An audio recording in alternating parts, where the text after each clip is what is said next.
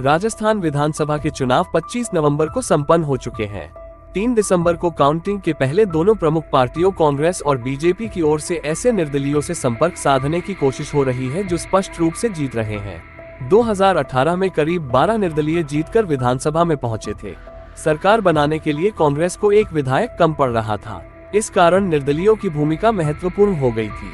ऐसी संभावना जताई जा रही है कि इस बार निर्दलीयों की संख्या और भी अधिक रहने वाली है, क्योंकि दोनों ही पार्टियों से बागी उम्मीदवारों की संख्या पिछली बार से ज्यादा है।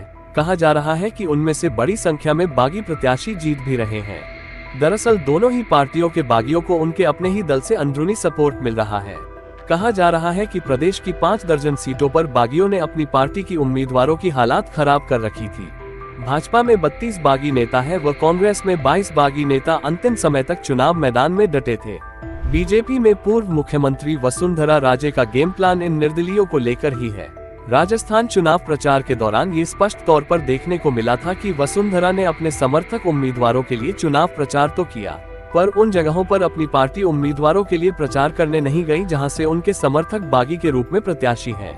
वसुंधरा के समर्थकों की बात करें तो कैलाश मेघवाल कई बार मंत्री और सांसद रह चुके हैं। इस बार केंद्रीय मंत्री अर्जुन राम मेघवाल से हुए विवाद के बाद बीजेपी से उनको निष्कासित कर दिया गया। इसके चलते उनका टिकट भी कट गया। कैलाश मेघवाल ने निर्दलीय चुनाव लड़ा है और उनके जीत की संभावना भी अधिक है। यूनुस खान वसुंधरा के सबसे करीबी माने जाते रहे हैं। डीडवाना से बीजेपी के टिकट पर चुनाव लड़ते रहे हैं। उनको फिर इस बार टिकट नहीं मिला।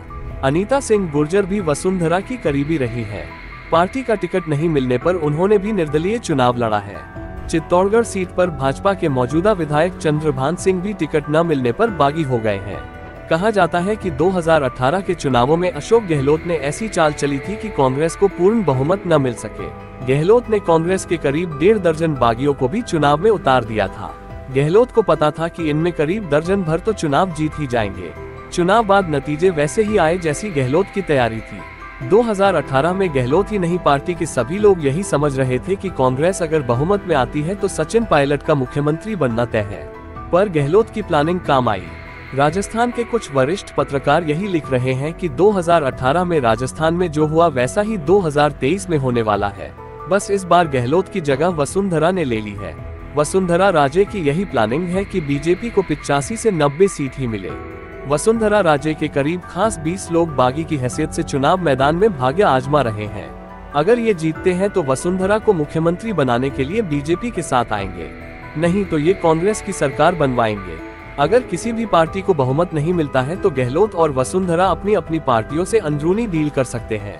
अशोक गहलोत की ओर से लड़ रहे बागी उम्मीदवार मौका पड़ने पर वसुंधरा के लिए खुलकर सामने आ सकते हैं।